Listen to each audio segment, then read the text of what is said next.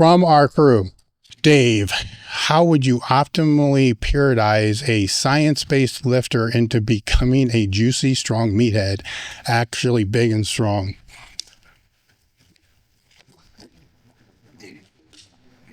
First thing I would have them do is go to www.merrickhealth.com/table talk and get their labs done. They'll give them 10% off their first order. And through the labs, see where they're at to begin with. And then Merrick also provides I guess it's like a concierge, a health coach, and physicians to be able to help navigate and mitigate if somebody wants through the process, because you don't want to fuck yourself up so bad that you're going to pay for it 20 years later. So if they're science-based, then they should be using Merrick Health and using metrics to be able to mitigate as much as they possibly could to be able to go through that. That was an easy one. Probably not the answer you're looking for, but hey, it is what it is. What do you feel are the top two things to help your lifters ride the line of minimum recoverable volume and maximal effective dose?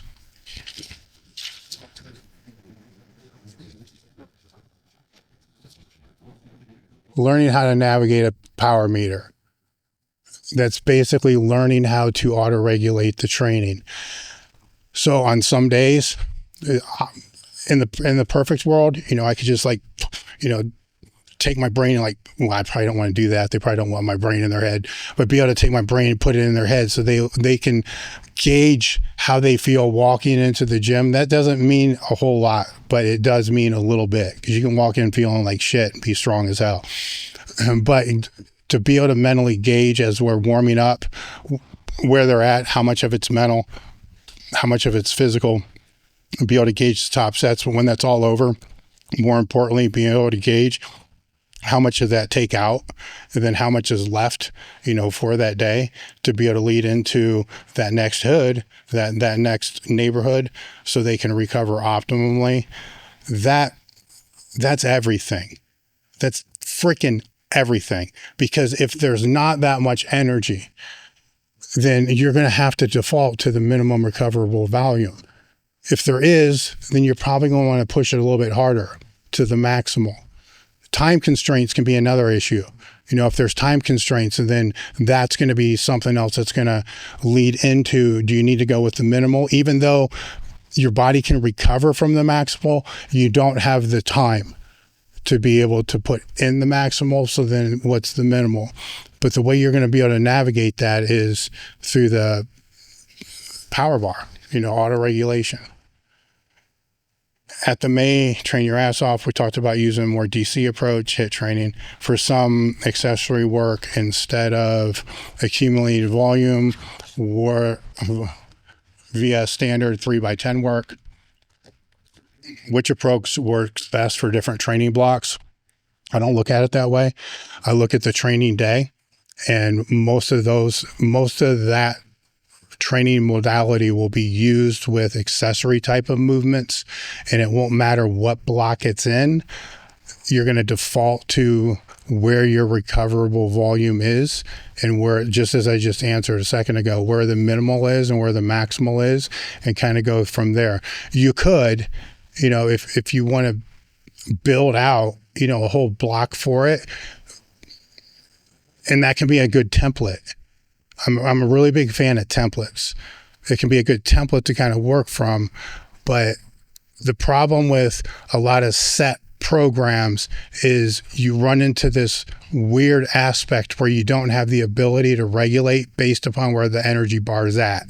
I'd rather have a template that allows for that regulation to be able to put in. So sometimes that can go in there, other times it's not. Now, if I want to answer it more in a nerdy type of fashion, with that being said, the higher volumes and stuff like that should be in the earlier territories. The first mesocycles, the conditioning, hypertrophy, or whatever it's going to be, that's kind of where I would plan it, and then switch from that way. That's if I was to build that template out, but I would still default back into going based upon that energy bar. There were other questions on here. This question concerns choosing my next block. I don't have a meet coming up soon, so how do I assess what I need to do next? Where should we should always be getting stronger, faster, and more technical, so I find it hard to choose. It doesn't matter where that next meet is. Where do you want to be is the question.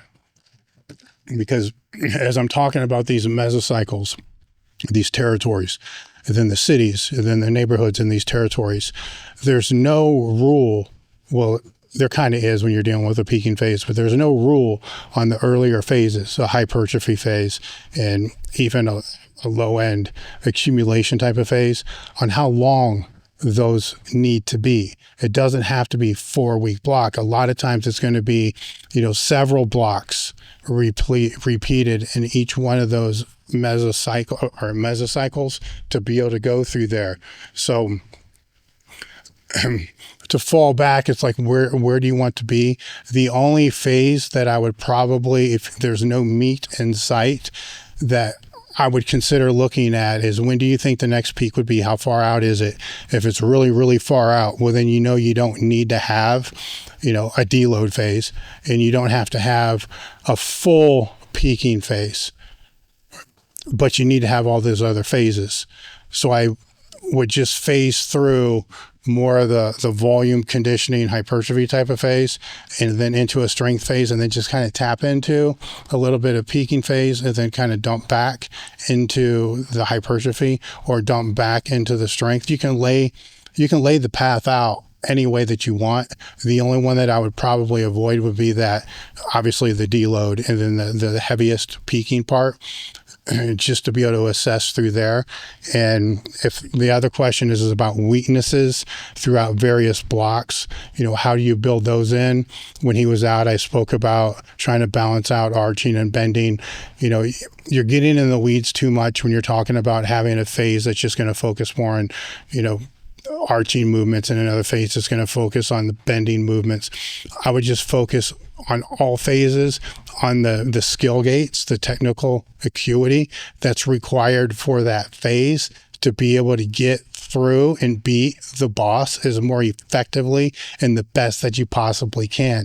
So if somebody's perpetually in a phase one, a hypertrophy phase, and it's just rotating back through that all the time, then I would say whatever the metrics are at the end of that phase, if it's lean body mass, if it's muscle, or same thing, muscle mass that's put on, or repetitions at a certain percentage, whatever that metric is going to be, and you're repeating back through that over and over again.